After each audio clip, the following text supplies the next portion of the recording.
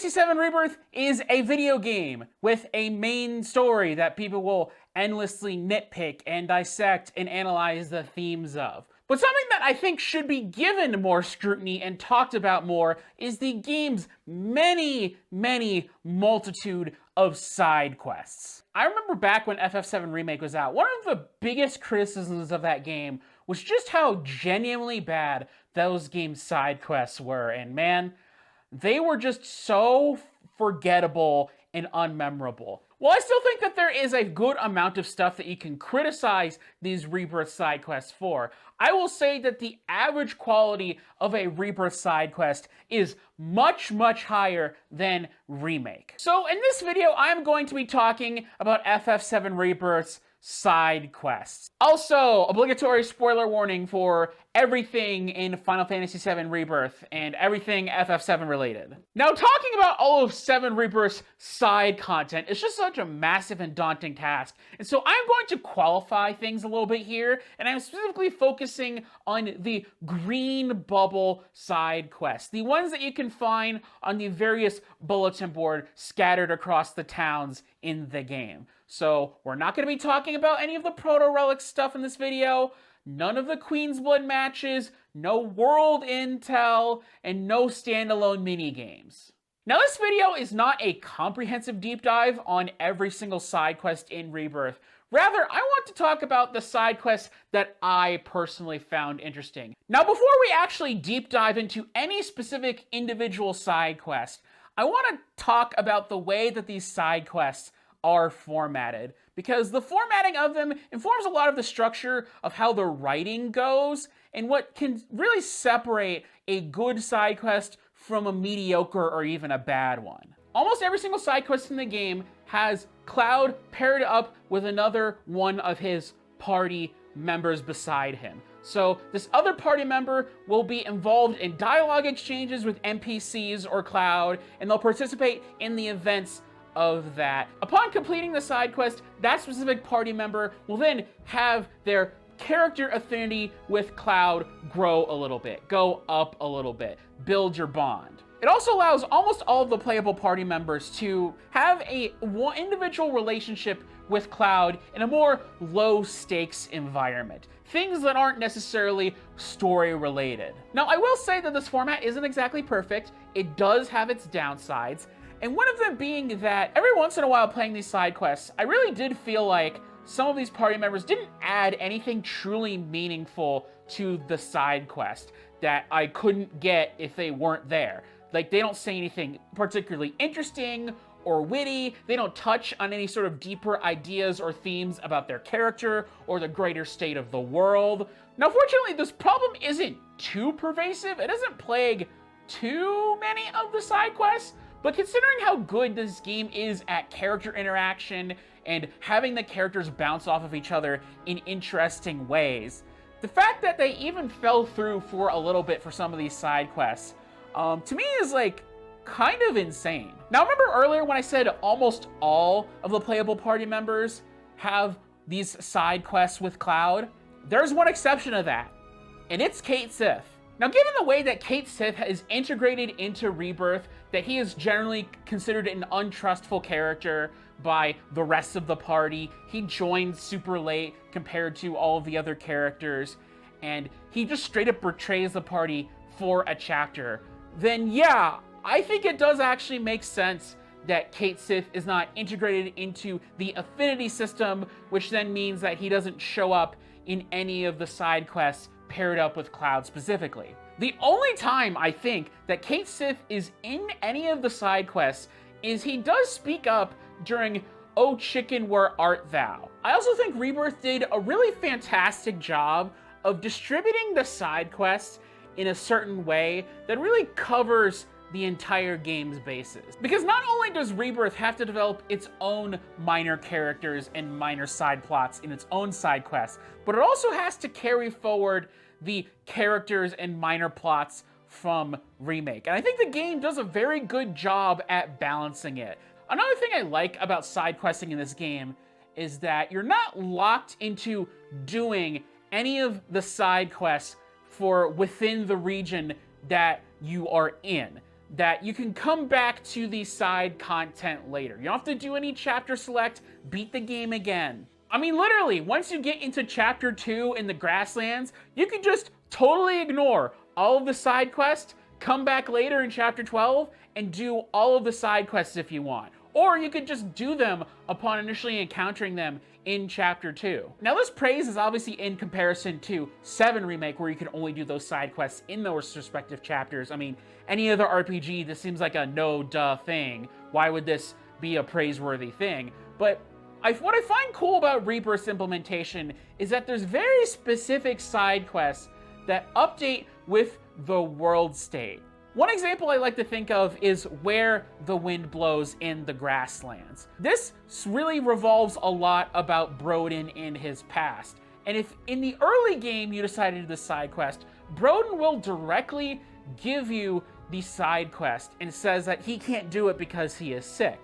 But if you do this way late in the game, then you don't actually see Broden give you the side quest. It's actually this other lady that gives you the side quest, sort of on his behalf, since he is absent. And since Broden becomes a Black Cloak later in the game, this is showing this side quest appropriately updating with the changing world state. Another example of this is any pre-Cosmo Canyon side quest involving Red 13. There's actually 2 different sets of dialogue that Red has, depending on when you do that side quest.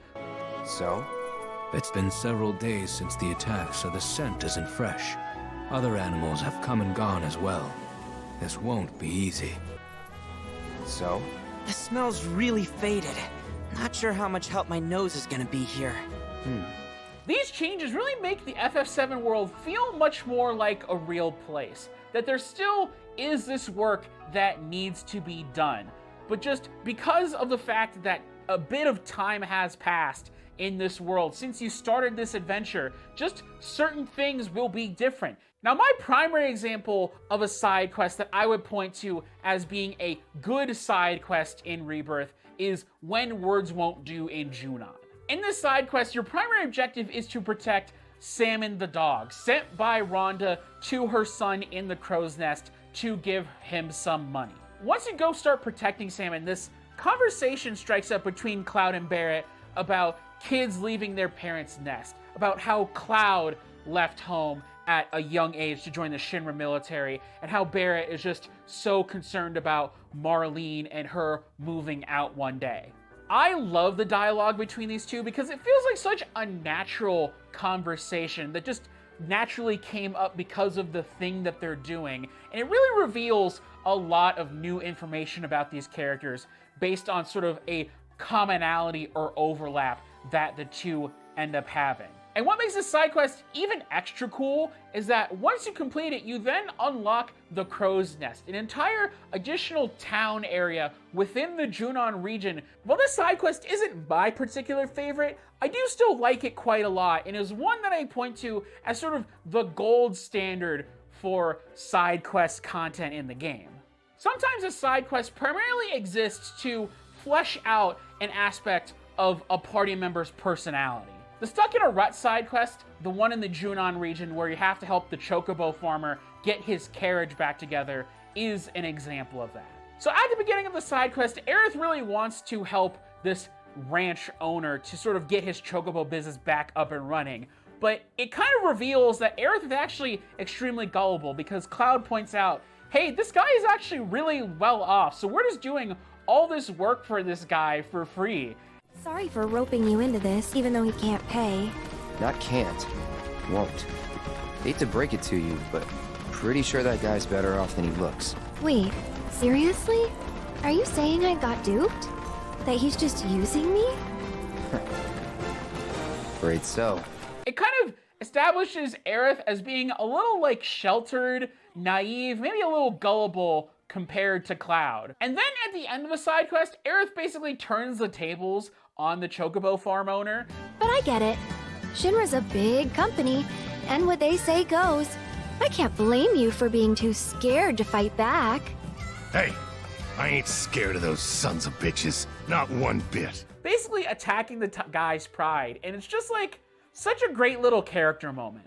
Now, if I had to pick up a favorite party member pairing for side quests in Rebirth, I would say that it's Cloud and Barret is definitely my favorite. I'm actually very impressed with how often the writers kind of come up with these very interesting moments between the two characters.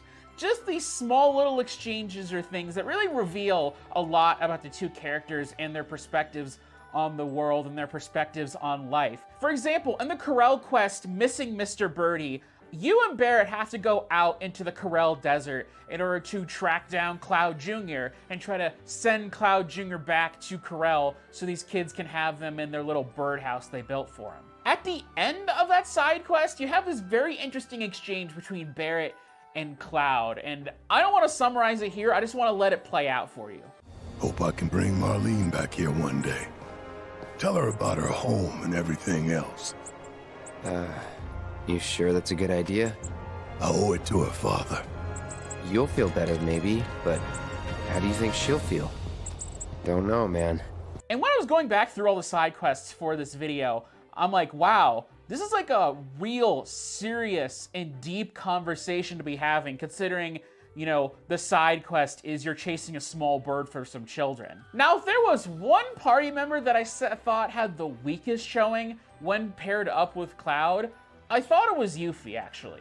I felt like almost all of Yuffie's side quests were really not that memorable or interesting in my opinion. She doesn't really have any new layers particularly exposed about her character. There's one side quest with Zizia, which foreshadows, I think, Yuffie going back to Wutai. Although I will say that the Saga of Seaside Inn side quest, where you have to chase down all those Johnny clones in order to get building materials to upgrade the Seaside Inn, had some golden moments between Yuffie and Cloud. Just incredible exchanges of dialogue. What if we cloned a bunch of Barrets? They'd blast those baddies into oblivion! And catch us in the crossfire. Okay, what about Tifa? Thinking naughty thoughts? Oh, shut up. Busted! I thought ninjas were supposed to be silent. Oh, forgive me for interrupting your fantasies. I'll let you get back to being a perv. One thing that I noticed with Tifa's side quests is that they really had two major themes running throughout them. One being sort of her connection to the past, whether it be through her already established relationship with Cloud or with Nibelheim in general, and also this self-determination aspect to her character. While I do appreciate these themes and building on them for Tifa as a character, I do feel like these side quests really don't add any sort of interesting nuances or layers to at least the nostalgic, reminiscing on the past aspect of her character. Really, the most interesting new stuff kind of comes in sort of the self-determination aspect of Tifa. Whether it's Tifa's focus on her martial arts and strength training that people end up idolizing her for, or her self-determination when it comes to her freedom from Midgar, looking up at the sky and seeing all the possibilities now that she's left the city of Mako. Though at least with the steel sky you know your limits. Out here, it's endless. Now, my favorite side quest in all of Rebirth is the one involving the Gi in Cosmo Canyon. So the general gist of this side quest is that the Gi are possessing some monsters down on the canyon floor. So you have to go down and fight some monsters, and the Gi think that Red 13 is his father, Seto, and so are really mad and are possessing these monsters to fight him. But once you beat the boss of the side quest and you clear up the misunderstanding, you actually get to learn a lot about Seto and his relationship with the Gi. I think that this is such an immaculately well done side quest, specifically because I think it only could be done as a side quest rather than be integrated into the main story with all of the other Gi stuff. I mean, that whole dungeon in Cosmo Canyon plus the Gi sequence afterward was just so heavily loaded with information about the black materia and the Gi and all of this lore that I think throwing all of this stuff about Red 13's specific promise and learning about Seto would have really overwhelmed the player. So setting it aside for side content, I think was a very smart choice. And I also think that it's really important that they separate Red's promise of helping the Gi away from the rest of the party, you know, fingers crossed behind their back. Yeah, sure, we're gonna bring you guys the black materia, wink. I think it's specifically really important for Red 13's character development. Like, I want to help these people, even though they have caused great harm to me by taking my father away from me. But I do want to keep my promise. I'm gonna find a way to release them from their suffering. There's gotta be an answer out there somewhere. And I'm not gonna stop searching until I find it. That's really actually deep, important, and powerful character development entirely within a side quest. And you know what's the cherry on top of this entire side quest? You know what the name of the side quest is called? Promises to Keep. Brilliant. 10 out of 10. One set of side quests in Gungaga that I really, really like are Zack related. In Teach Me Great Warrior, we end up meeting one of Zack's childhood friends from the village, and he talks about how much he misses Zack and appreciates him. He used to train here all the time. Called it his secret gym. Of course, it wasn't much of a secret since everyone knew about it, but it sounded cool. And in Woodland Vigil, Sisney talks about how much she misses Zack specifically, along with Aerith. You know, I think I see it now. What he saw in you. Yeah. Having these side quests where these characters appreciate and talk about Zack really makes him feel like much more of a main character, even though he really doesn't do that much in the grand scheme of things. Since we spend so much of the main story of Rebirth having party members like come to grips with their past and in meeting important people from their past, having a little bit of that for Zack really does feel awesome and accentuates sort of the world and Zack's importance overall. Now, Lament of the Damned in Nibelheim is one of the most polarizing side quests for me, because it awkwardly simultaneously occupies the space of being possibly the coolest side quest in all of Rebirth, but also being the most like huge fumble, massive missed opportunity in the entire game. This side quest, you have to go investigate a particular noise within the Shinra Manor basement. And out of all of the characters outside of your party to join you on this quest is actually Vincent Valentine. And oh man, the best part is like when Vincent is talking about like Hojo and Sephiroth and Lucretia, and basically like his whole little corner of the FF7 universe in passing, and it's just like, wow, perfect. Vincent, what's the deal with you and Sephiroth? How do you know him? Our bond is unique. I'm to blame in part for the evils he's unleashed. I've had many opportunities to purge him from this world. Unfortunately, I couldn't pull the trigger. The reason why this specific side quest is so cool is because it plays in the design space that the Remake games have kind of inadvertently set up by splitting up all of its party members across multiple installments. That you really don't have this expectation going in of like Vincent actually doing anything outside of cutscenes. And that is just so awesome, especially when you turn the camera backwards and you see like all the party members together, including Vincent. However, for as good as the side quest is, there is one huge gaping flaw with it. And it is the fact that Cloud and Barret are paired up with each other. Scared. Me? Scared? I ain't been scared a day in my life. I was even voted bravest buddy back in the day. Of course you were. The fact that Vincent, a character who already doesn't really have that much screen time talking to many of the other characters, in his one side quest appearance outside of some Queen's Blood stuff, doesn't interact with Aerith whatsoever, who is about to not be in the story with him very, very shortly, is just a giant failed missed opportunity. Now, if I had to pick a favorite storyline spanning across multiple side quests, I would have to say that it would be the story of Chocobo Billy and sort of everything around him. You meet Billy in Chapter 2 of the main story, and you learn generally about his parents' whole deal, etc., etc. But then there's also the Flowers from the Hill side quest that his sister Chloe gives you in order to go grab some flowers for some flower crowns. I only bring up this side quest because on hard mode, the enemies that spawn in the flower patch, there's so many of them, they're so annoying, and they do so much damage that it is a genuinely unfun experience. Probably one of the few times that I was genuinely frustrated with the game's combat system. Now, you don't see Chocobo Billy for a while again until he convenes back in the main story in Chapter 8 with the whole Corel Prison Chocobo race thing.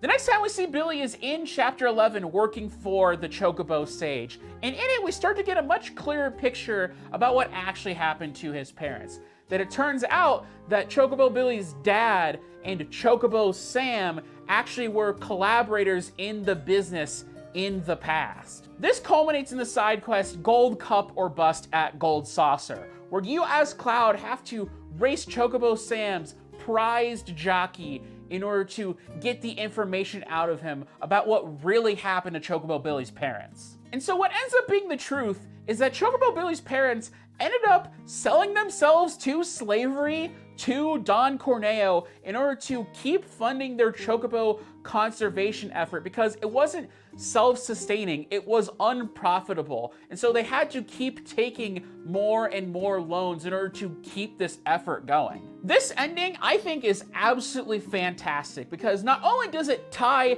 this whole Chocobo side quest back in with the main environmentalist themes of FF7, but it also builds on it in a brand new, interesting way.